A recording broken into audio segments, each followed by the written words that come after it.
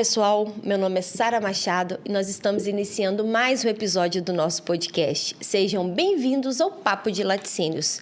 E para vocês não perderem nenhum episódio do nosso canal, vocês vão se inscrever agora no nosso canal. É só procurar por Papo de Laticínios lá no YouTube, se inscrever, acionar o sininho, assistir um podcast, deixar um like e vocês vão acompanhar episódios semanais. Se inscreva, né? Acione o sininho mesmo para vocês não perderem. Toda segunda-feira tem um episódio novo no ar. Nós também estamos lá no Spotify, vocês podem seguir lá e aproveitar as viagens e aproveitar para ter conteúdo.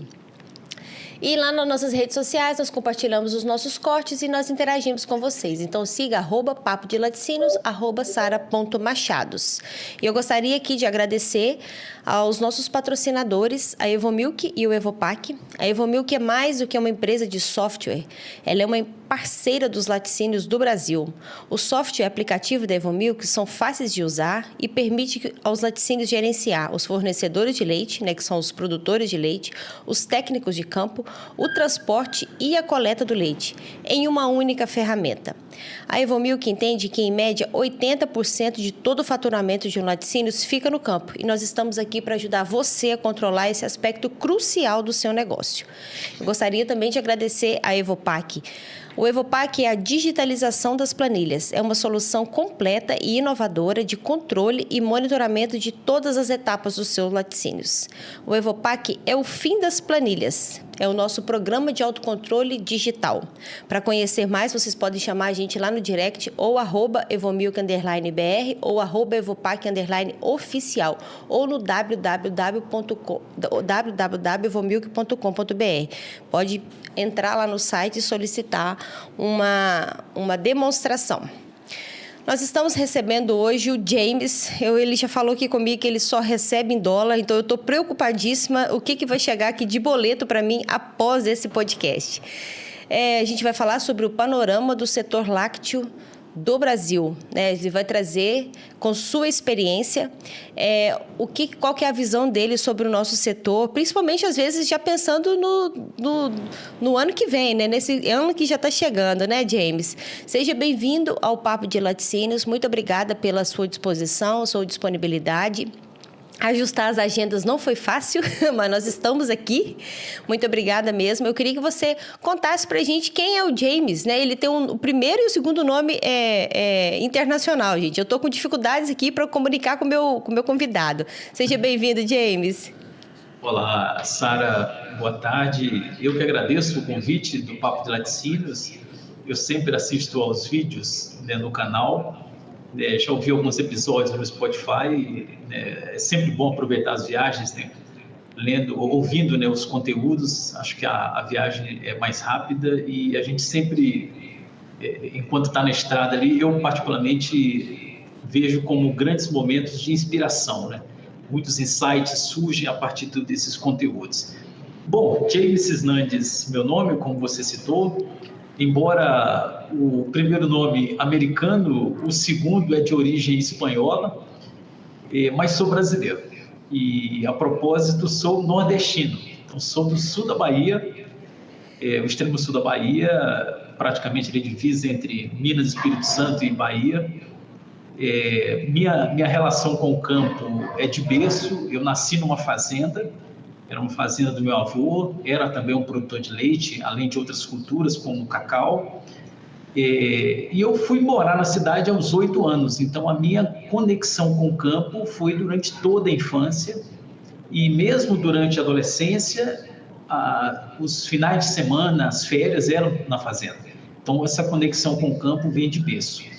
E profissionalmente atuando, né, no segmento do agro, foi a partir de 2012, então estou há particularmente 10 para 12 anos atuando profissionalmente no agronegócio. É isso. Muito legal. E fala para a gente um pouquinho sobre o Instituto, né? O Agri Observatório Instituto, é isso mesmo?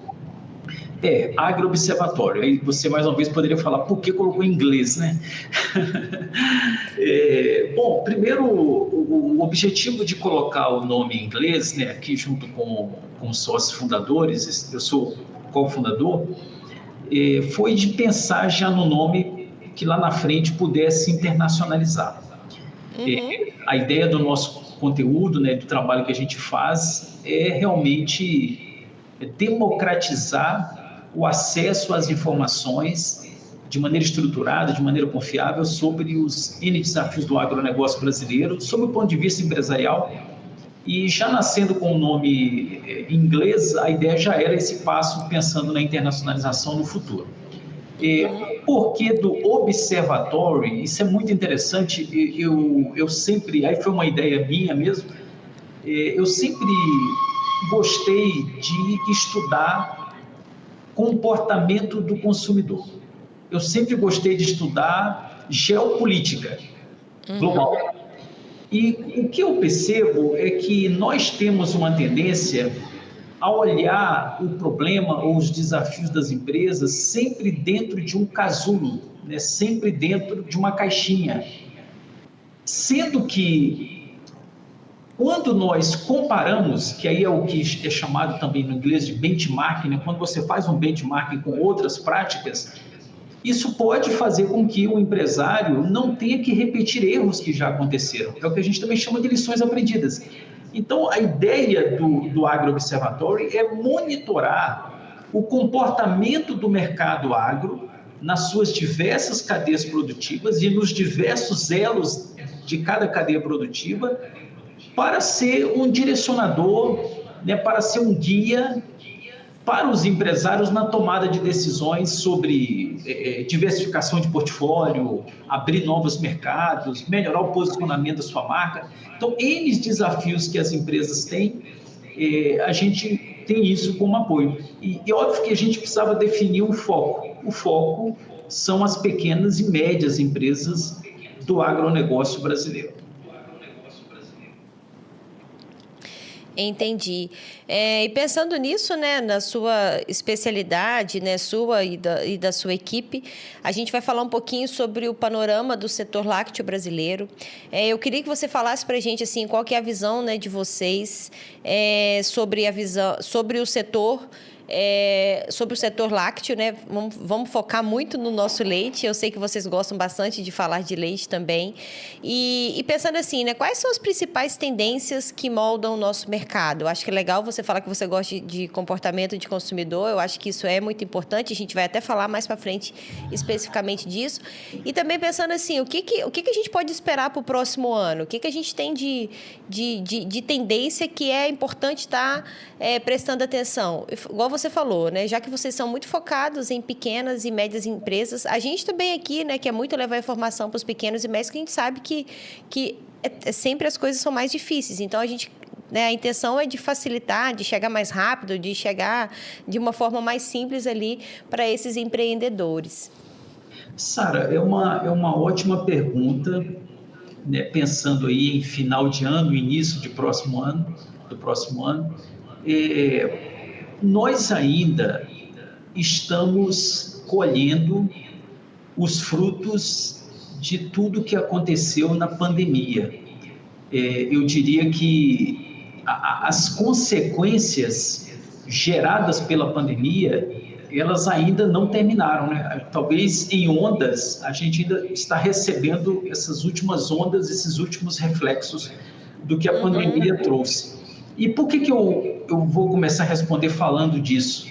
Porque a pandemia, ela descortinou para o mundo, e sobretudo para o mundo empresarial, alguns fatores que por vezes eram ignorados. Por isso que eu falei anteriormente sobre a necessidade de olharmos para fora do casulo. O empresário, hoje, ele literalmente, em qualquer negócio que ele atue, ele está competindo globalmente. A globalização, ela de fato se consolidou. Eu tenho 41 anos, inclusive nesse mês de novembro eu faço 42.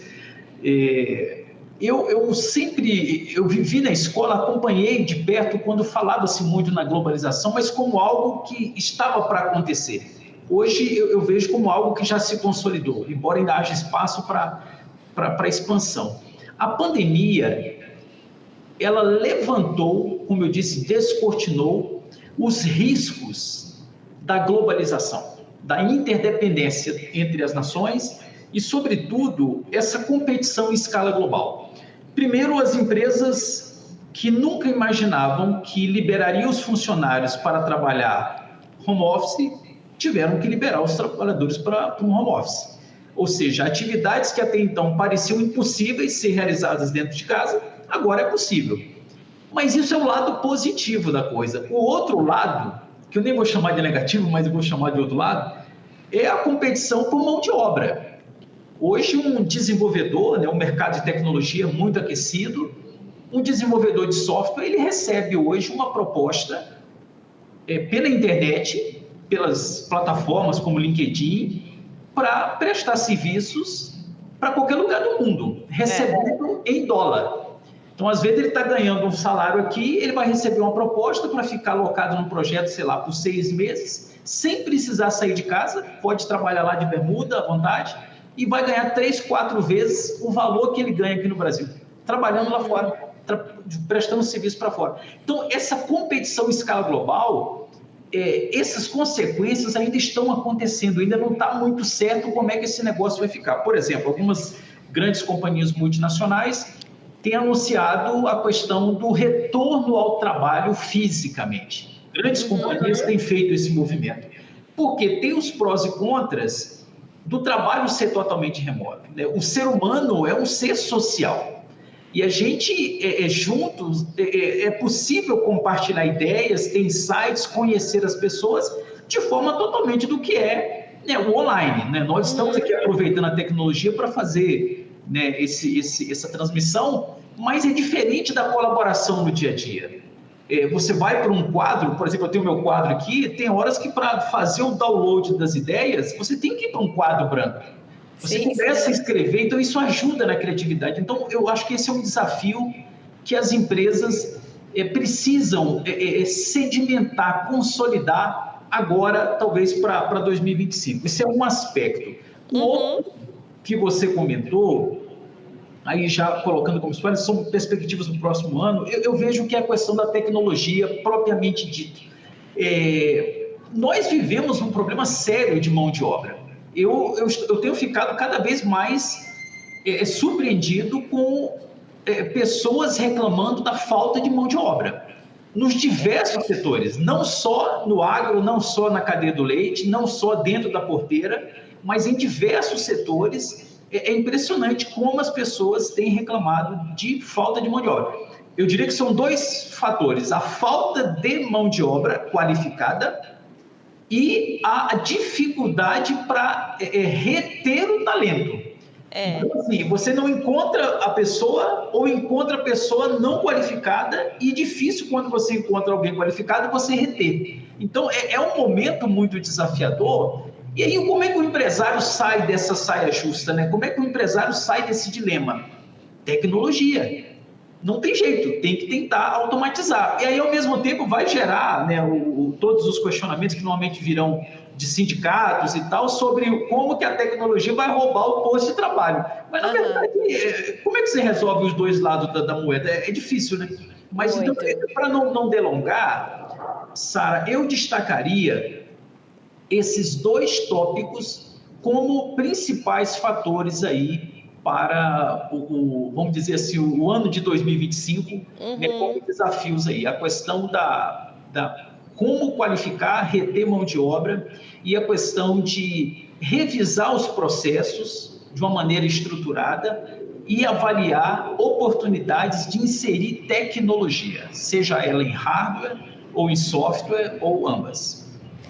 Eu fico feliz, então, com a sua perspectiva, porque eu não estou no caminho errado, então. James, tem outro assunto que eu acho interessante a gente trazer aqui, né? Pensando no panorama, né, total aí do setor, que é sobre as fusões e aquisições, né? Nós, por exemplo, esse ano passamos por uma fusão, né, a Evomilk, e E assim, é claro que a gente é uma startup, a gente é uma empresa de tecnologia, então para o nosso mundo de tecnologia acaba que isso é mais comum, mais normal. Mas a gente tem visto, às vezes a gente não percebe tanto como fusão e aquisição, mas a gente fala, fulano de tal comprou não sei quem, fulano de tal juntou com não sei quem, né? E a gente tem visto isso acontecendo também no nosso setor. Então eu queria que você falasse para a gente, né, o que tem se tornado, né, tem se tornado mais frequente nessas fusões e aquisições, né, no nosso setor de lácteos. Quais são os principais motivos, né, para essa consolidação, né? E que impactos que isso traz para o nosso mercado? Legal. Sara, esse é um tema que é bem interessante e nós fizemos bem recente agora uma publicação, até está em 2 episódios também lá no canal do Agro Observatório. Então, quem pesquisar fusões e aquisições no setor lácteo, com certeza vai encontrar aí o material. O que a gente tem visto? Primeiro, o movimento de concentração de mercado, ele não é peculiar do setor lácteo. Isso já vem acontecendo, eu diria que nos últimos 10, mas sem dúvida nos últimos 20 anos, mas talvez nos últimos 10 isso foi acelerado. Por exemplo, no setor de farmácias, né? É um setor que gerou uma grande concentração. O setor supermercadista também fez essa concentração. Isso vem acontecendo com academias. Então, em vários setores, sobretudo os setores varejistas, esse movimento tem acontecido. Quando a gente traz isso para o contexto da indústria de laticínios e o movimento que ocorreu nos últimos 20 anos, sem dúvida, o fator principal é como que eu me preparo para competir melhor. Não há dúvida, se não fosse por essa razão, não teriam ocorrido. Vou citar um exemplo. Normalmente uma marca de laticínio, se ela estiver focada na produção do leite, né, vou chamar o leite caixinha, o leite UHT, ela vai trabalhar com margens muito apertadas. Às vezes a disputa ali é por centavos. Então não faz sentido eu captar leite numa região, vou pegar como exemplo no Triângulo Mineiro, e transportar esse leite sem muito valor agregado e vender como leite caixinha lá no Nordeste, porque o custo de frete vai consumir a margem, eu vou trabalhar no vermelho. Então, normalmente, quando eu faço uma concentração, eu terei, por conta dessa concentração, um poderio econômico maior, talvez um canal de distribuição mais expandido e, sem dúvida, a força do capital vai propiciar um investimento no processo de fabricação, de industrialização para diversificação do mix. Aí eu consigo trabalhar com produtos de alto valor agregado e também com um produto, vamos dizer que o pessoal costuma chamar que é um produto combatente, né? Às vezes a marca do leite é um produto combatente que é para abrir mercado, né? Ele vai abrindo e vai criando uma conexão ali, né, com o consumidor. Mas não é ali que a empresa vai ganhar dinheiro. Normalmente o dinheiro estarão nos produtos de alto valor agregado, sei lá, um iogurte diferenciado, né, um queijo, né, a variedade de queijos, né, a gente brinca que a paleta de cores, né, quando você vai falar de queijo, realmente é muito ampla. Então existem N produtos derivados do leite com alto valor agregado. Então essa concentração permite a essas empresas um poder econômico de modo a ter um estudo melhor do mercado, a melhorar, vamos dizer assim, a cadeia de abastecimento, os canais de distribuição, as políticas, até mesmo para valorizar os produtores rurais, né, que no caso são fornecedores, ali para poder criar um programa de fidelização. Então, eu vejo que essa concentração, ela traz muitos benefícios, embora possa haver questionamentos de que boa parte desses grupos são grupos estrangeiros. Então, vai haver fuga de capital para fora. Mas desde que promova o desenvolvimento, a qualificação, eu entendo que está deixando um legado positivo, porque normalmente as companhias maiores, elas tendem a subir a régua. Eu vou pegar um exemplo. Se você tem uma indústria com um grau vamos dizer, de industrialização, de qualificação baixo que é exigido naquele processo produtivo, que tipo de mão de obra vai ser atraído para onde tem essas fábricas? Normalmente mão de obra braçal, né? Vamos dizer, mão de obra menos qualificada. Quando você tem grandes grupos econômicos construindo fábricas, às vezes que tem vários SKUs, né, produz diversos tipos de produtos, qual que é a tendência? Atrair uma diversidade maior de profissionais com um nível de qualificação melhor. Por conseguinte, isso vai gerar um desenvolvimento na região, que é o que a gente está muito vendo em pauta hoje, né, o papel das empresas numa visão um pouco mais holística, né? Não só no resultado financeiro, né, do capital propriamente dito, mas olhar o impacto socioambiental que ele está gerando na comunidade. Então, eu vejo que esses grandes grupos já têm isso no DNA. Nesse sentido, é bem positivo. A gente poderia citar aqui quais foram os principais movimentos? Eu não sei se cabe, mas se você quiser, a gente poderia falar de alguns aqui que eu entendo que seria... Não, podemos citar assim também. Acho que um exemplo é legal até para a pessoa entender o que é uma fusão e uma aquisição, né?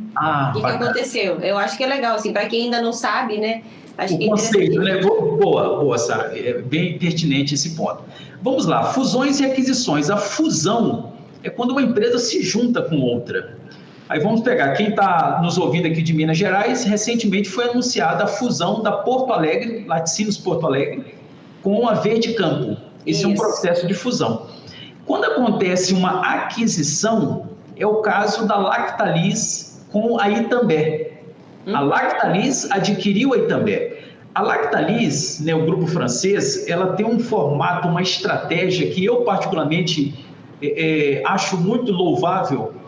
A Lactalis, ela não mata, perdão pela expressão mata aqui, né? Ela não se desfaz das marcas que ela adquire, ela mantém as marcas, ela reconhece o valor dessas marcas.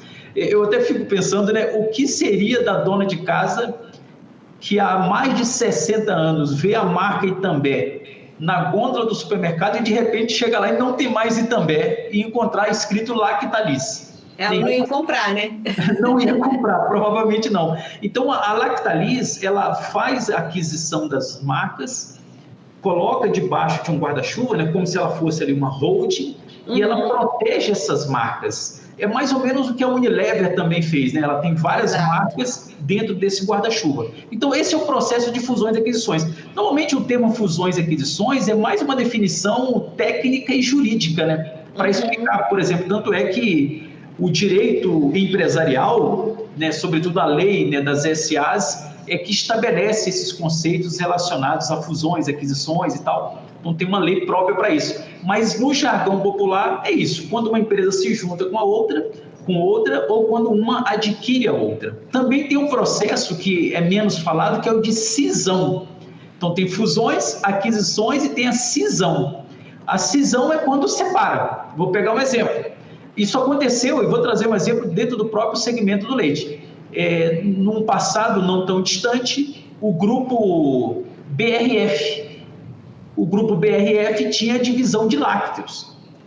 E ela vendeu a divisão de lácteos. Ali foi uma cisão. Para ela foi uma cisão. Ela se desfez de um negócio e ela continuou com os demais negócios que faziam parte do grupo. Então, isso é um processo de cisão.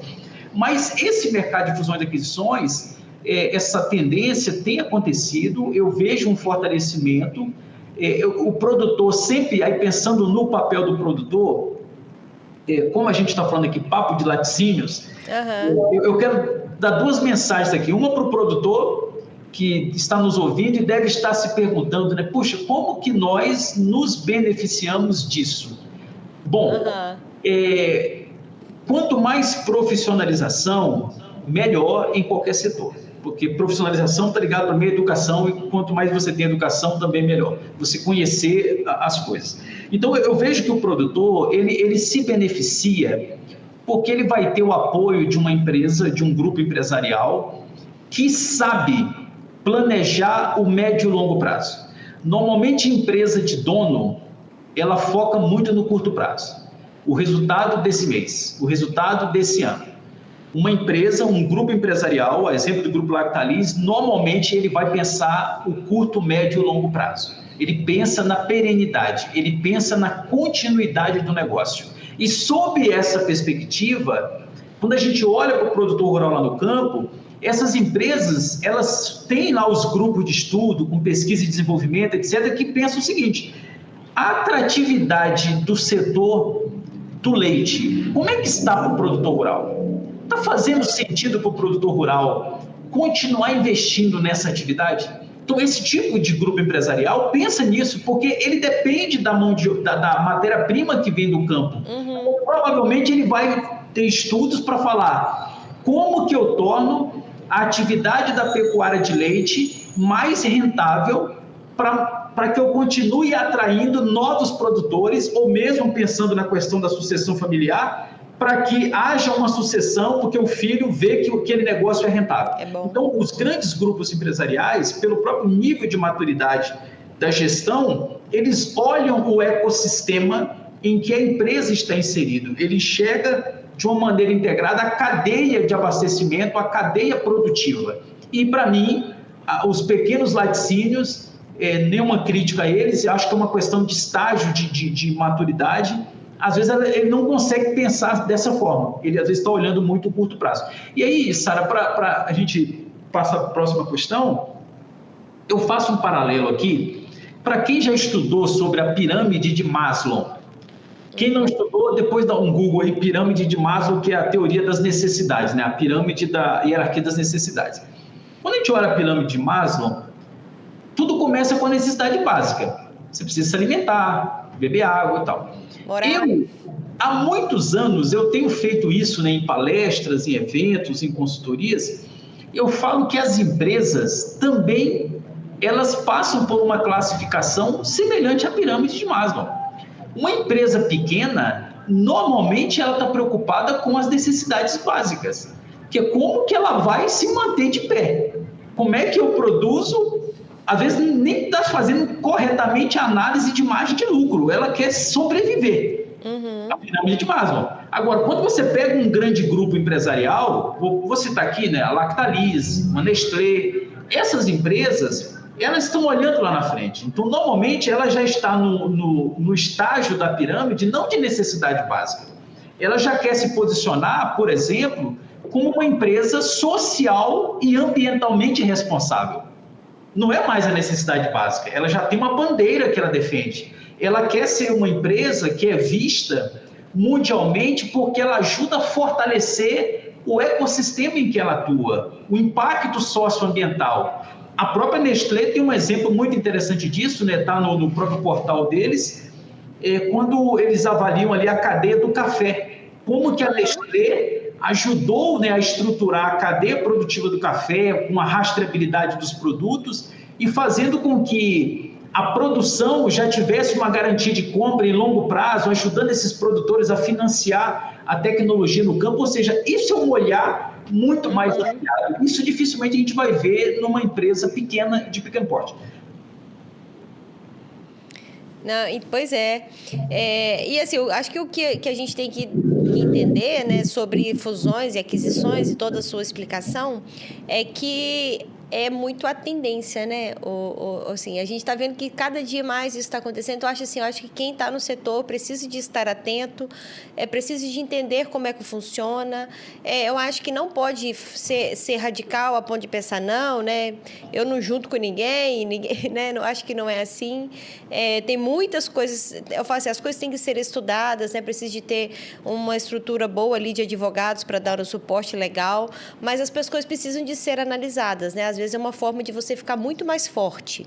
Né? Assim, às vezes sozinho é muito mais difícil, às vezes com alguém ali ao seu lado, às vezes é mais fácil de ficar mais forte. Então, assim, eu acho que são questões assim, que eu acho que eu queria trazer esse assunto para as pessoas começarem a pensar sobre isso, a estudar sobre isso e para ter certeza de que ela quer ou que ela não quer. Fala, não, eu não quero mesmo, né? A tendência minha é de levar o meu negócio sozinho aqui até o fim. Né? Eu já tenho uma sucessão planejada, né, que vai ser feita com sucesso e tal, porque eu imagino que nenhum empreendedor quer que a marca dele morra, né? A gente tem, né, todo o apego ali pelas marcas, né? Então, assim, estou falando muito nesse sentido, que eu acho que vale a pena a gente, né, falar sobre isso, discutir sobre isso e pensar sobre isso, né? Sara, eu complemento o que você falou, né? Eu concordo 100%. Tem um estudo que a Accenture publicou. Eu sou executivo na Accenture com foco em empresas do segmento agri-chemicals, né, dentro de uma área que a gente chama de Industry X, né, que é a parte ligada à transformação digital na indústria, em processos industriais, o que a gente chamaria de Digital Manufacturing e tal. E eu brinco que nas horas vagas é que eu toco os negócios do Instituto Agro-Observatório. E qual que é o tema? Uma publicação que a Accenture fez deve ter um pouco mais de 1 ano, 2 anos, depois eu posso pegar e compartilhar com você, para você passar para os seus ouvintes. Esse estudo, ele indica uma tendência do mercado em concentração em grandes grupos e a segmentação, talvez em pequenos negócios, em nichos. O que eu estou querendo dizer com isso? Hoje, normalmente, quando a gente fala em produtores rurais, a gente pode ter os grandes produtores, que estão no topo da pirâmide, os médios produtores, que é uma parte que está sendo achatada, e aqui embaixo você tem a agricultura familiar, que sempre vai existir, sempre existiu, sempre vai existir. Sim. Então, o grupo do meio é que está sofrendo um processo de profissionalização e de concentração, assim como os laticínios, também no campo. Então, está havendo os grandes produtores estão fazendo aquisições, então a tendência é que aumente o número de grandes, diminua os médios e embaixo vai continuar tendo ali na base da pirâmide. Quando a gente olha para os laticínios, o processo é o mesmo. O que vai acontecer? Os grandes grupos, a gente vê Embaré com Betânia Lácteos, formaram a Alvoar. São duas marcas poderosas. A Betânia, eu conheço os sócios da Betânia, conheço os diretores da Embaré. A Betânia é a maior marca de laticínios do Nordeste, com market share gigante. Verdade. Formou uma marca muito poderosa. A Embaré é uma marca de quase 100 anos, 80 ou 100 anos. Então, formou um grupo ali que, para mim, é imbatível ali para o Nordeste. A Embaré já tinha o Nordeste como um mercado, talvez, de maior concentração do seu market share. E agora se junta com quem já era líder do Nordeste. Então, assim, realmente é um mercado muito forte. O que eu estou querendo dizer com isso? Então, os laticínios tendem a agrupar em grandes grupos, mas nesse momento em que os grandes grupos se formam, surge espaço aqui embaixo para os negócios de nicho. É aí que está o detalhe. É muito importante para os empresários que estão nos ouvindo, né, seja ele o empresário, né, o dono do laticínio, né, o fundador do laticínio, o diretor de marketing, diretor de pesquisa e inovação, diretor de digitalização, observar isso. Quando os grandes grupos se formam, tem batalhas que as grandes corporações, multinacionais sobretudo, elas não conseguem comprar. Eu brinco com uma analogia de que uma multinacional, ela equivale a um transatlântico. A movimentação que ela faz não é simples. Tudo requer um planejamento com muita antecedência. Ao passo que uma empresa de pequeno porte, ela se movimenta como uma lancha ou um jet ski. Então, ela pode mudar a rota com muito mais facilidade. O que eu estou querendo dizer com isso? No momento em que a concentração ocorre com esses grupos, os laticínios que não quiserem ser aqui exprimidos no meio, porque ele não vai estar preparado para competir com os grandes, em margem, em volume de produção, em capacidade, né, de financeira para poder atrair produtor com programas de fidelização, etc. O que resta para esse grupo e os pequenos? Focar na especialização, no nicho, na diferenciação. Que isso bate com a estratégia do Michael Porter. Eu vivo citando livros aqui, depois a gente pode fazer a lista, eu te mando. O Michael Porter, ele fala da estratégia competitiva, né? Você pode se posicionar por preço, por diferenciação ou especialização. Então, abre um espaço aqui para que as empresas foquem no desenvolvimento de um produto muito específico. Aí vai ter ali um nicho para ela explorar, e normalmente esse nicho vai ser relacionado a uma região, a um grupo de produtores, sei lá, pessoas que sejam intolerantes à lactose, enfim, algum nicho ela vai conseguir explorar com uma velocidade, com uma personalização que dificilmente um grande vai ter capacidade de fazer. Sim, sim. E aí tem a oportunidade dos queijos, por exemplo, né? Dos sabores diferentes, né? Eu falo que os queijos artesanais, né, ele tá muito forte por causa disso, né, porque é um mercado diferente, muito específico, com um sabor diferente, né, tem uma história ali para contar, o consumidor tem buscado muito isso, né, mas é isso, eu acho que é interessante você falar assim, a gente tem vários exemplos, tem os meninos que já gravaram um podcast aqui com a gente, que eu acho que eles têm enxergado muito isso no setor, sabe, que é o Bruno, são lá do Pomerode, né, da Pomerode Alimentos, lá da Vermont, dos queijos Vermont. Eles né, se especializaram em os queijos finos e tal, e tem tomado, né, tem ganhado o mercado muito, né, assim, é uma marca que tem ficado muito forte, cada dia mais forte. Você vai nas principais lojas do Brasil, eles estão lá, né, tem ganhado prêmios. Então, assim, eu vejo que eles têm enxergado muito isso. Ficaram, não é um laticínios grande, mas se tornaram especialistas em queijos, né, em queijos finos. Então, sim, e eu imagino que está dando tudo bem, né, que está tudo bem, porque o que eu vejo deles nas redes sociais é que está tudo caminhando muito bem. Então, é muito isso, né, se tornar especialista em um negócio. A gente tem vários exemplos por aí para a gente dar, mas eu lembrei deles aqui porque eles já até estiveram aqui. E aí, para a gente já emendar, né, você já falou... né, sobre o que é tendência de se tornar especialista. Eu acho que se tornar especialista significa prestar muita atenção no mercado, no consumidor, né? O que o meu consumidor está procurando, né? Qual que é o comportamento, o que a nova geração quer, o quanto que eu preciso de estar com a minha equipe, né, do meu laticínios preparado e estudando o comportamento. Olha, todo ano muda, né? Como é que eu faço isso? Queria que você falasse para a gente um pouquinho, né, sobre o consumidor. Ele está cada dia mais segmentado, cada dia mais exigente. Como que a gente tem respondido a essa demanda, né, de produtos diferenciados, com maior qualidade? Aí vem toda a questão de rastreabilidade, sustentabilidade, que o meu consumidor ele tem buscado em mim, né? Ele tem buscado uma marca que seja o estilo de vida dele, né? É interessante, Sara. O consumidor é o ponto de partida para tudo, né? O laticínio produz algo em função de uma demanda. Essa demanda é do mercado consumidor. Quando o consumidor rejeita um produto, o reflexo dele volta para a indústria, o varejo vai deixar de comprar porque não tem saída, não tem giro, ou seja, tudo começa no consumidor. Até para ilustrar esse caso, eu queria contar uma história rápida aqui de uma cooperativa chamada Fruta Feia. Não sei se você já ouviu falar. Não conheço. Tem uma cooperativa de Portugal.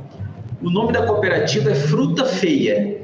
E aí até curioso pelo nome, né? Então qualquer pessoa pode dar um Google depois, cooperativa Fruta Feia.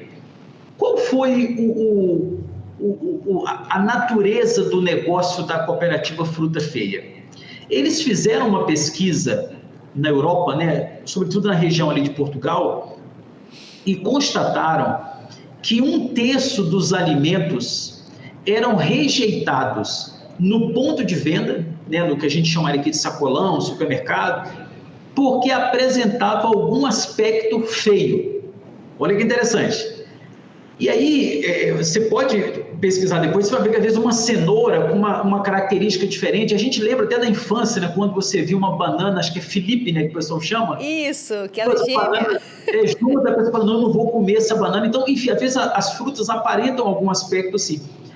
Porém, quando você vai olhar isso para frutas e verduras, os aspectos nutricionais, eles são os mesmos, da fruta perfeita, da fruta bonita, da fruta feia. E quem de nós, Sara, nunca viu dentro de um supermercado a pessoa escolhendo fruta, né? A gente mesmo certamente faz isso. Nós somos uns desses aí. A maçã tem que estar perfeita. Se ela tiver uma amassadinha, eu não levo, eu vou pegar a próxima. Eu mudei muito a minha educação na hora de fazer a escolha. Óbvio que eu não vou comprar um produto que estiver de fato ali, sei lá, podre, né, com um aspecto velho. Mas eu procuro hoje ser menos exigente, porque eu olho para trás e aí, por conhecer, né, o tamanho da cadeia produtiva, eu fico pensando, primeira coisa que me vem à mente é quem é o produtor rural, certamente com o rosto enrugado, as mãos de sol a sol, para produzir essa goiaba, essa maçã, essa laranja, essa banana, para chegar na gôndola. E eu agora que vou exigir a perfeição desse produto. Então, eu já me cobro nesse sentido, já foi uma mudança de comportamento. Mas só para a gente voltar, por que a bússola é o consumidor? Nesse caso da fruta feia, quando eles fizeram o estudo, eles pensaram, como é que a gente resolve esse dilema? Olha como é que o problema é grande. 1/3 das frutas aparenta algum aspecto feio.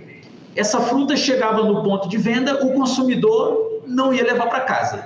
Sobrava aquele monte de frutas e verduras e iam para o lixo. Como é que eles falaram? Para a gente resolver esse problema, nós vamos ter que trazer o consumidor para a mesa para ele ajudar a resolver, porque é ele que está rejeitando. E aí a sacada da cooperativa Fruta Feia foi, primeiro, um modelo de criar uma cooperativa onde os consumidores também eram cooperados. Então, ele também seria beneficiado ali no cooperativismo, né? E aí, eles não iam rejeitar. O consumidor passou a ser um cooperado e a entender que aquelas frutas apresentavam os mesmos aspectos nutricionais. E aí, essa cooperativa passou a comprar direto do produtor esses produtos que eram rejeitados pela indústria, formar as cestas e vender para o produtor. Isso resolveu 100% vamos dizer, desse gap que havia na rejeição, porque agora o próprio consumidor se viu parte da solução. O que eu quero dizer com isso? O consumidor dita tendências. O consumidor, por exemplo, os aspectos demográficos, isso aqui caberia um podcast só para falar sobre isso, tá? A gente pode fazer depois, então. Vamos sim. Que eu adoro. Porque a gente está falando de pessoas, de hábitos, os hábitos de consumo, que são influenciados por N fatores, pela família, por questões culturais, a questão até da religião, enfim, N fatores vão definir. Vou pegar um exemplo. Hoje, quem de nós aqui, vamos pensar nós dois ou quem está nos ouvindo aqui, vou fazer uma enquete rápida. Você conhece alguém da sua faixa etária que tenha 10 filhos? Olha como é que começou a ficar raro. Se essa pergunta fosse feita na década de 70, seria ao contrário, seria normal uma família com 6, 8, 10 filhos. Casas grandes, por exemplo, eu moro na região da Pampulha, em Belo Horizonte, as casas no entorno da região da Pampulha, na orla da Lagoa da Pampulha, são casarões. Mas porque essas casas foram construídas há 40, 50 anos atrás, para uma outra geração. Hoje, já existem casais que se formam, se casam com a definição de que não vão ter filhos. Então, como é que eu vou ter uma casa com 5 quartos se eu não quero nem ter filho? Então, a casa já tem que ser um apartamento menor, mas se for uma capital. Então, isso, olha como é que um aspecto comportamental, evolutivo da sociedade interfere na indústria. Nesse caso aqui, por exemplo, o setor de construção civil. Sim. Não adianta a indústria da construção civil falar, não, olha, eu estou anunciando aqui, eu nunca vi, eu moro em Belo Horizonte, tem 20 e poucos anos, eu não me lembro de ter visto um anúncio falando, olha, casa ou apartamento com 5 quartos. Porque não é o atrativo. Agora, o que a gente tem ouvido muito é uma casa... quartos. O home office, né? Olha, você vai ter aqui uma estrutura para fazer o seu home office. Então, a casa próxima do trabalho. Então, o comportamento do consumidor, ele molda toda a estratégia da indústria. E aí, vamos entrar num tema, eu acho que, não sei se eu posso emendar aqui o assunto, Pode. Que é o processo de industrialização. Sim. Vamos lá. Quando a gente fala na Revolução Industrial, depois veio os nomes Indústria 4.0, né? Transformação digital, essa sopa de letrinhas, mas vamos resumir aqui. A Revolução Industrial, que começou, né, ali na França, ela se pautou, ou ela ficou marcada, quando a indústria começou a produzir de maneira padronizada e em grande escala. Aí surgiu o Fordismo, o Taylorismo, todas aquelas teorias de produção. Então, você tinha uma linha de produção. Cada pessoa na linha de produção se especializava em uma atividade. Então, sei lá, alguém só apertava o parafuso da roda do pneu, o outro era especialista no volante. E assim criou-se a linha de produção. Nessa época, quem ditava a regra do produto era a indústria. A indústria estava no domínio. Ela falava, eu vou produzir um carro com esse modelo, com essa cor, e eu vou jogar. Você não tinha escolha. Quer ver uma definição difícil, Sara? Não sei se você passou por isso nos últimos anos. Comprar carro hoje é muito difícil. Sim. Pela quantidade de opções que tem. Mas na época do primeiro Ford, você só tinha uma opção. Inclusive, o slogan da Ford na época era: todo mundo pode ter um carro, desde que seja da Ford e desse modelo, porque era o único que ela tinha. Então, assim, ficava fácil vender, porque não tinha escolha. Hoje, agora não. Hoje tem muitas opções. Então, o que acontece? Houve uma época em que a indústria, ela definia o que seria produzido e ela controlava isso. Quando ela lançava uma nova versão, ela impulsionava. Isso depois foi para o produto. O produto passou a ser o foco. Hoje, nós chegamos numa era, e você usou uma expressão aí, da identificação do consumidor com a marca, com o hábito, né? Com a maneira como ele estilo de vida, você falou o estilo de vida. Então, esse é o ponto hoje. O foco é na vida. É como que a empresa, ou a marca que ele escolhe, está associada ao seu hábito. Vou pegar um exemplo que uma Harley Davidson faz, né? A pessoa se identifica com aquele modelo de vida, aquele estilo. É o que acontece, por exemplo, com uma Ferrari. Quem vai comprar uma Ferrari não está preocupado quantos quilômetros fazem por litro ou quanto é que é o valor do seguro, ou o valor do IPVA. Outra coisa também, né? Ninguém compra um modelo de carro, né, da Ferrari. Você compra o quê? Você compra uma Ferrari, você compra uma Mercedes, né? Você compra... Então, assim, você não... Igual bolsas, né? As mulheres que têm bolsas caras, elas compram a marca da bolsa. Não tem importância se a bolsa é não sei o que lá, se o carro é um modelo tal. Ninguém fala isso. Então, assim, é muito forte. É o estilo de vida, né? O estilo de vida ali, né? Isso. Então, voltando para o leite, como é que a gente vê isso hoje? Então, uma época, a produção... eu empurrava, que até falava esse conceito, né? E aqui a turma do laticínio entende isso bem, né? Diretor de indústria, diretor de produtos. Sim. Esse formato da produção empurrada, eu produzo e mando para o ponto de venda, né? Distribuição, varejo. Hoje o formato é da produção puxada, porque se eu quiser empurrar, a chance de produzir e não ter saída é grande. Então, eu tenho que fazer o formato da produção puxada. E quem puxa é o consumidor. Então, eu preciso identificar os vários perfis de consumo. Eu preciso agora abrir os SKUs, ou seja, a diversificação do meu portfólio para atender os vários nichos. E aí vem um dilema para a indústria.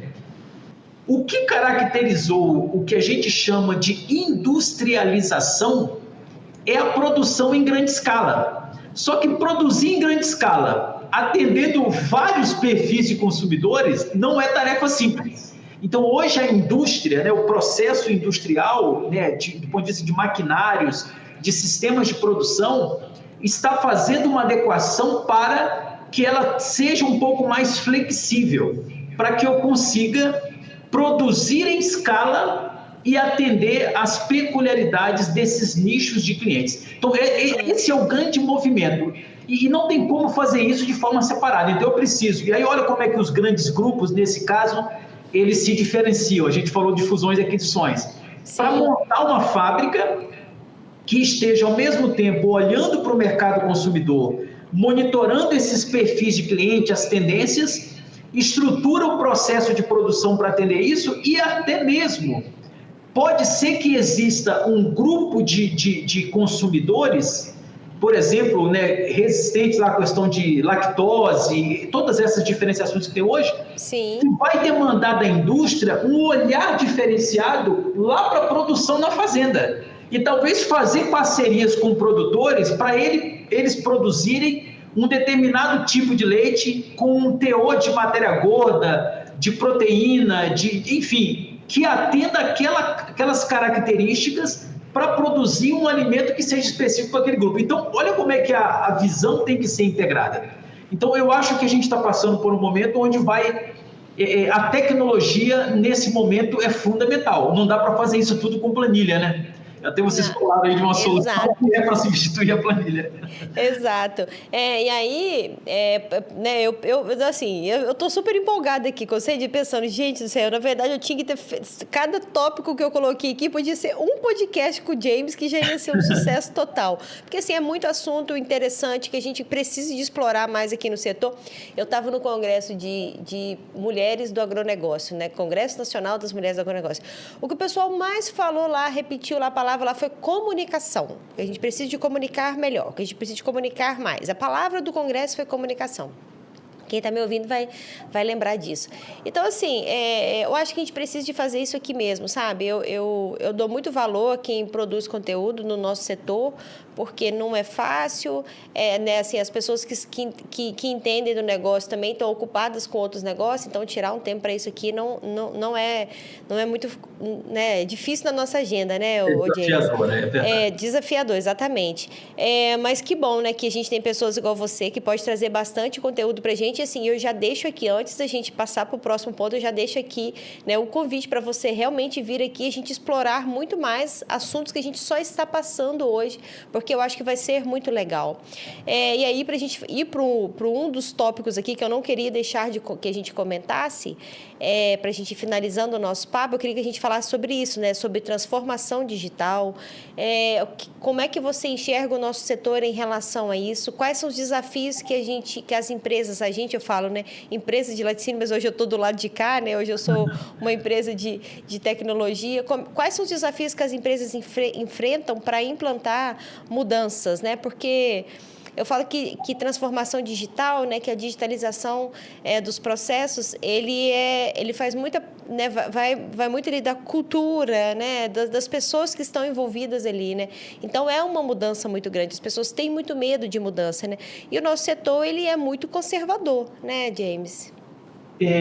Você começou, Sara, já endereçando um dos maiores desafios aos projetos ou processos de transformação digital na indústria. E aí o segmento do leite não é peculiar, tá? Ele vive o mesmo dilema de outras indústrias.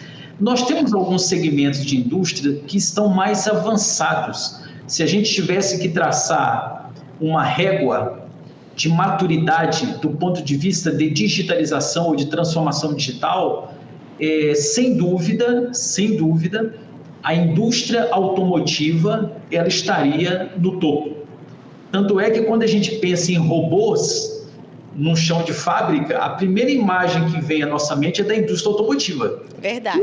Eu fui comentar um exemplo aqui, eu falei do Fordismo, indústria automotiva. Então, é quase que automático. Se for pegar Belo Horizonte, então os alunos do ensino médio vão visitar a fábrica da Fiat, né? Então, assim, é muito natural a indústria automotiva. Mas quando a gente olha para um segmento como da indústria de laticínios, eu entendo que ainda estamos, talvez, na primeira onda, enquanto que uma indústria automotiva, talvez numa escala de 1 a 5, já estivesse de 4 para 5. Então, a gente está na primeira onda. Ou seja, tem muito mato alto. O pessoal do agro entende o que é mato alto. Sim. Tem muito mato alto. A gente precisa, sim. E o principal fator, Sara, que impede ou que dificulta a evolução ou a aceleração do processo de transformação digital é a resistência à mudança. As pessoas têm uma resistência muito grande à mudança. A maneira como ela faz aquela atividade há muito tempo. E outra coisa que é muito comum no segmento do leite, profissionais que estão dentro das empresas há décadas. Você já deve ter passou um filme na sua cabeça. É muito comum, durante 8 anos para 10 ou quase 10 anos, eu visitei mais de 100 laticínios e cooperativas de produtora de leite no Brasil, de todo o Brasil. E eu percebi, por exemplo, em uma delas, eu não vou citar aqui o nome de nenhuma, porque eu não estou com procuração para falar dela, mas uma dessas empresas tinha um gerente de política leiteira que estava indo para 45 anos de empresa. 45 anos, você tinha mais de 60 anos de idade e 45 anos de empresa.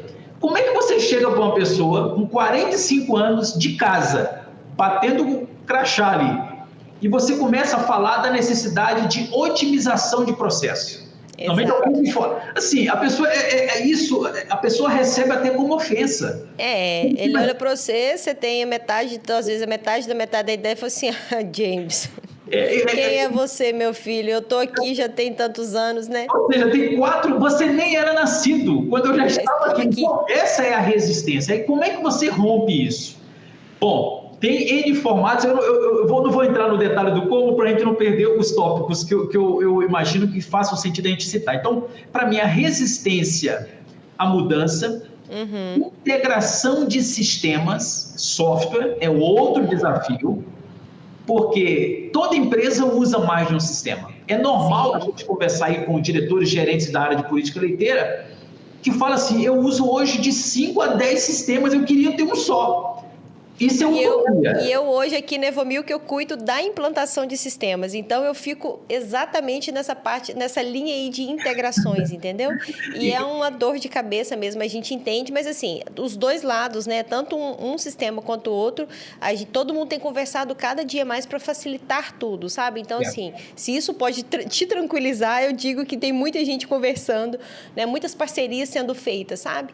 Então, isso é bem interessante para o setor. Não, e o ponto as empresas precisam de sistemas especialistas, sistemas que vão resolver problemas muito específicos, e tem os sistemas que abarcam mais coisas. Agora, achar uma plataforma que vá fazer tudo com o nível de especialização que ele quer é exigir demais. Ou você tem uma coisa ou tem outra.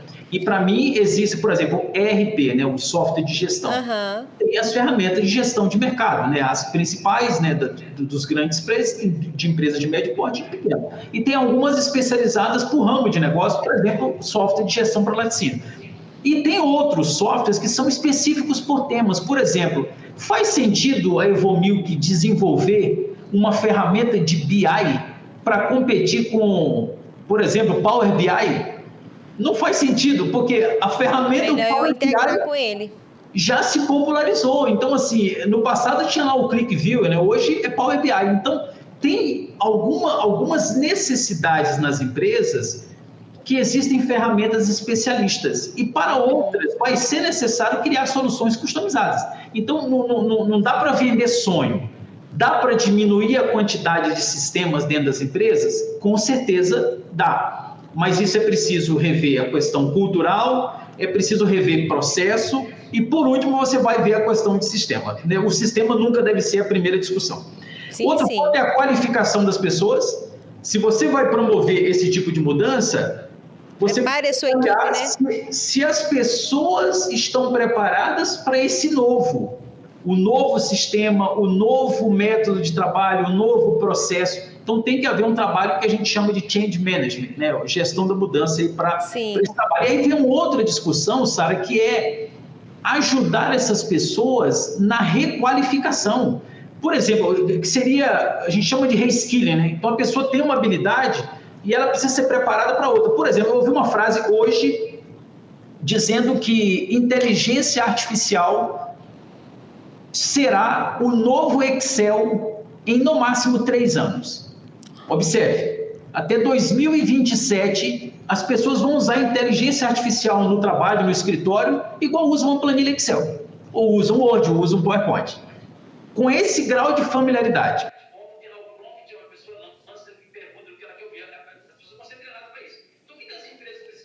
O movimento de transformação digital, elas precisam... Será que caiu? Oi, James? Eu acho que caiu, né?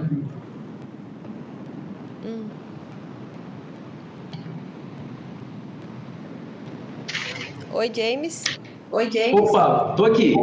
Oi, não sei se fui eu, se foi você que caiu. Se foi você que caiu. Eu acho que... Mas caiu. Mas vou voltar então. Tá. Eu estava falando, depois vocês fazem o recorte. Na parte de pessoas. O novo Excel vai ser inteligência artificial no horizonte aí daqui 3 anos. O que as empresas devem fazer? Primeiro, avaliar o seu quadro de profissionais e promover o desenvolvimento dessas pessoas. É possível que tenha lá no quadro profissionais bastante comprometidos, que se identificam com a empresa e precisa de um processo ali de reskilling, ou seja, ela vai mudar o mindset para operar no novo formato, usando novas ferramentas. Por exemplo, ferramentas como o Copilot, né, que está aí muito na moda, essa pessoa pode ser treinada, capacitada para usar essas novas ferramentas. Isso faz parte desse tripé de pessoas, processos e tecnologia. Um outro aspecto que eu considero importante, isso mudou muito, Sara, e que bom que mudou. Caiu novamente, não sei se foi só para mim. Eu acho que está sendo aí.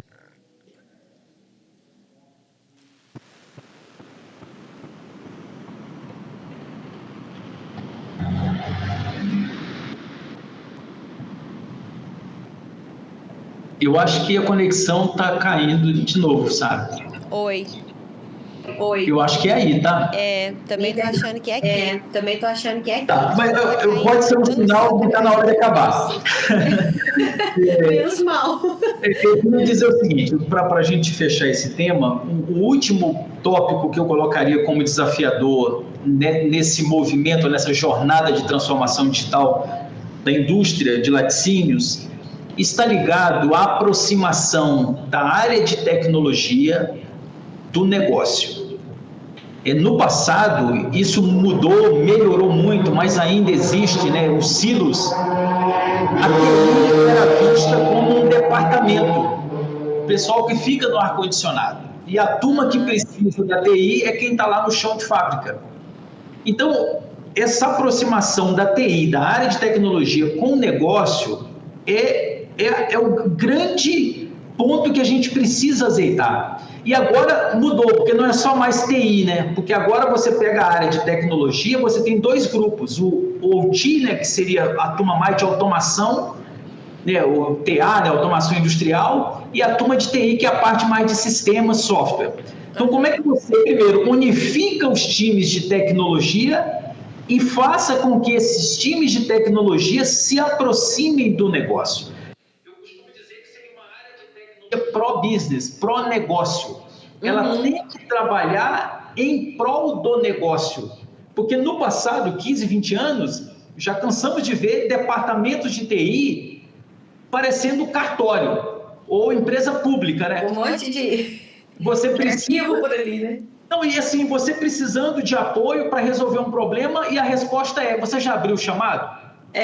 Não está preocupado se o caminhão de leite está lá vamos dizer, esperando para entrar na plataforma, né? Então, essa é a preocupação pro business, né? Se é uma coisa de urgência, se é um caminhão que está esperando, né, para passar, né, no laboratório, esse chamado, ok, que eu tenha que abrir um ticket, mas que ele entre numa fila prioritária, porque tem um caminhão lá esperando, tem horário para ser cumprido. Então, eu acho que essa mudança cultural fazendo com que a empresa trabalhe em prol do negócio, eu vejo que seria um fator crucial para acelerarmos esse movimento de digitalização. Que é inevitável, né, o James, né? Ninguém vai voltar, não tem jeito de atrasar, não tem jeito de eu esperar. Não, vou esperar para ver o que dá. Eu não confio no software que estão aí ainda, não. Esses aplicativos não, assim, eu acho que não tem mais. Agora já tem muita opção, as coisas já são muito mais baratas, tem muito fácil de conseguir informação. Eu quero saber sobre tal produto, né? Igual você falou, você vai no YouTube, você tem vídeo, você vai no Google, você tem um monte de informação, você pede o chat GPT para listar para você, ele vai lá, lista para você, coloca os preços, os pontos positivos, os negativos e tudo mais, né? Então, assim, hoje em dia o que a gente precisa é de estar atualizado, de acreditar e de estar atento às tendências, né? Qual que é a tendência, né, do mercado para o próximo ano, né? O que é um novo mercado? Então, acho que a gente precisa de sempre estar falando disso, sabe? Do nosso setor, né? Igual você falou, ter uma régua, né, que mede aqui o quanto que a gente está para frente ou para trás, adiantado ou atrasado, né? Exato. Então, é importante a gente estar atento a isso, né? Eu acho que é um setor extremamente importante, né? A gente produz alimento, né? Cada dia mais tem pessoas no mundo para poder alimentar, então é um setor muito importante, só que a gente precisa de estar acompanhando. A gente não pode ficar confortável pensando, como eu sou alimento, de qualquer forma vai, né? Eu vou produzir, vai vender, vai arrumar um jeito e vai sair.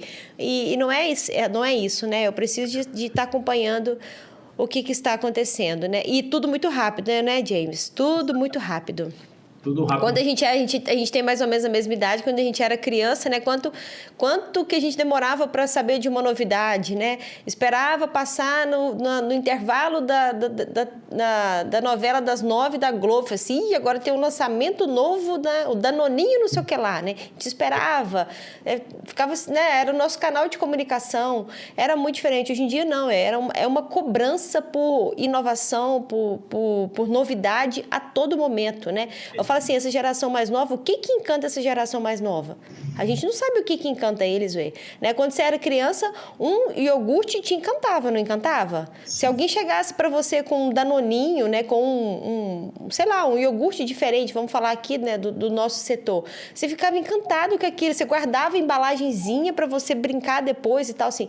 Essa geração agora não é assim, né? Os meninos não prestam mais atenção nisso. Então, assim, o que é que tem neles, né? Então, a gente tem que acompanhar o que eles querem, né? O que eles querem que tenha na embalagem? O que eu preciso de mostrar para ele? O que chama a atenção dele? Vai gerar um estímulo, né, para a compra. Para poder, o que ele vai olhar na gôndola e vai falar? Eu falei com você, eu acredito muito que o estilo de vida, né? As pessoas, né, têm famílias menores, estilo de vida. Se eu sou vegana, se eu sou vegetariana, se eu sou, né, sei lá, se eu sou intolerante, se eu sou alérgico, qualquer coisa, né?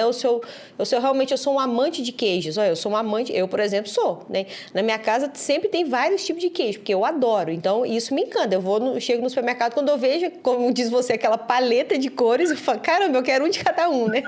Então, assim, mas é isso. O que eu quero? Eu quero porções menores, né? Eu quero experimentar vários sabores, eu quero, né? Eu tenho uma família pequena, então, isso tudo é o estilo da minha vida, né?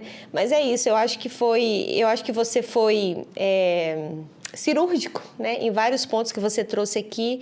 Eu acho que você trouxe uma sensibilidade muito grande e eu gosto muito disso, sabe? Eu gosto muito de tentar fazer as pessoas se sentirem um pouco mais humanas, né? Prestar atenção no comportamento delas. Quando você citou, né, o caso da cooperativa Fruta Feia, na hora que a gente terminar aqui, eu vou pesquisar sobre eles. Eu achei fantástico. E pode ter certeza que toda vez que eu estiver numa gôndola, toda vez que eu estiver numa feira, né, no hortifruti, eu vou lembrar de você e vou pensar, não é mais o... Você é menos exigente, né? É isso, assim, porque eu já tenho muito isso, né, pensando, caramba, né, eu tenho que valorizar muito, eu fico pensando muito nisso no leite, mas às vezes a gente não pensa nos outros. Eu vejo muito preço, quando eu chego lá, assim, que cenoura, tipo assim, cenoura R$2,69, eu penso, gente do céu, se tá R$2,69 aqui pra mim, quanto que tá isso lá, né, então, eu não fico feliz com uma promoção de hortifruti, sabe? Eu acho que isso pra gente que eu sou da zona rural, né? Que vejo meu pai produzindo alimento, eu sei o quanto que a gente precisa de valorizar isso. Ô, James, a gente não chegou ao fim, tá? Então, você tem o compromisso comigo de voltar aqui e fazer mais 2 podcasts ou 4 podcasts para a gente finalizar o nosso assunto. Sem dúvida, Sara, acho que você propiciou aqui um ambiente, né, confortável e dinâmico, né, para que os temas discorressem dessa forma. Agradeço pelo convite mais uma vez ao Papo de Laticínios. Esses temas são realmente temas que chamam muita atenção. Eu vivo estudando esses assuntos, discutindo esses assuntos com clientes, então sempre é um prazer poder contribuir, né, com informações estruturadas, né, de qualidade e, sobretudo, numa linguagem acessível, né, para todo mundo. Exato. Conte comigo, conte com o Instituto Agroobservatório para que a gente possa, juntos, né, promover, né, essa difusão de conhecimento, né, sejam para os profissionais que atuam, né, na cadeia do leite e, sobretudo, para os empresários aí dos laticínios. Muito legal. Ô, James, para quem quiser acompanhar o seu trabalho, para quem quiser saber mais sobre o Agroobservatório, onde que o pessoal acha vocês? Bom, então, basta clicar Agroobservatório lá no Google, vai achar, né, o nosso Instagram, o nosso canal no YouTube, nosso portal, WhatsApp, tem todos os contatos lá. Ou se quiser pesquisar também James Cisnantes, vai encontrar também meus canais, né, todas as formas de contato. Mas vai ser um prazer, tá? E podemos pensar, inclusive, Sara, em fazer depois algum trabalho junto com o Papo de Laticínios, né, alguma pesquisa, né, junto com o Instituto, né, para algum tema aí que a gente busque respostas, tá? Talvez relacionado ao comportamento do consumidor, do produtor, né, algum desafio que a gente possa juntos investigar para poder ajudar a encontrar uma solução. Só você me chamar que eu vou adorar. Bacana. Adorar mesmo. Muito obrigada mais uma vez. Fica aqui, né, nosso abraço, meu abraço, o abraço do Papo de Laticínios, da Evomilk.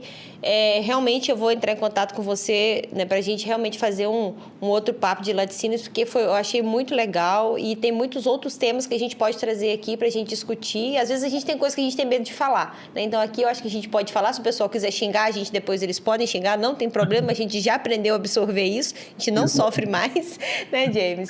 Isso mesmo. Mas é isso. Pessoal, para vocês não perderem nenhum episódio do Papo de Laticínios, vocês vão lá agora no YouTube e vão se inscrever no canal. É só procurar por Papo de Laticínios, acionar o sininho e acompanhar nossos lançamentos semanais. Toda segunda-feira, às 11h20, tem um episódio novo no ar.